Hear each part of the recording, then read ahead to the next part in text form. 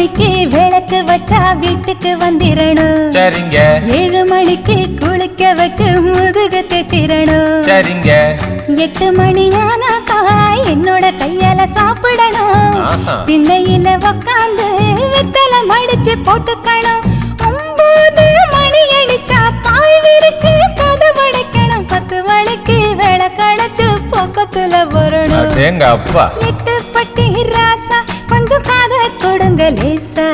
கட்டண புருஷ நடக்கும் முறையை சொல்லித்தர ரோசா.